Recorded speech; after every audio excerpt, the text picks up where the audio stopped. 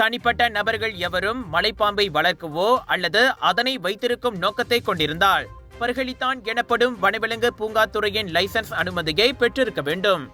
2010ஆம் ஆண்டின் வனவிலங்கு பாதுகாப்பு சட்டத்தின் கீழ் பாதுகாக்கப்பட்ட உயிரினமாக மலைப்பாம்புகள் இருப்பதே இதற்கான காரணம் என தீபகற்ப மலேசியாவின் பர்களித்தான் தலைமை இயக்குனர் டத்தோ அப்துல் கடீர் அபு ஹஷீம் தெரிவித்தார். அதோடு லைசன்ஸ் வைத்திருப்பவர்கள் மலைப்பாம்பை வைத்திருந்தால் அல்லது அதனை வளர்த்து வருபவர்கள் எங்காவது விடுவதற்கு முன்வந்தால் பர்களித்தான் லைசன்ஸ் அதிகாரியின் அனுமதியை பெற வேண்டும்.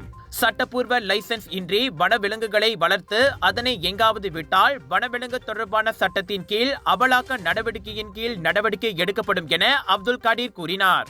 சுபாங் ஜயா, புத்ரா ஐட்ஸ், ஜாலான் புர்சியாரான் புத்ரா பெருமாயில் உள்ள ஒரு கால்வாயில் 3 மலைப்பாம்புகளை விட்டதாக நம்பப்படும் 2 தனிப்பட்ட நபர்களை வனவிலங்கு பூங்காத்துறை கைது செய்ததாக இதற்கு முன் ஊடகம் ஒன்றில் தகவல் வெளியானது.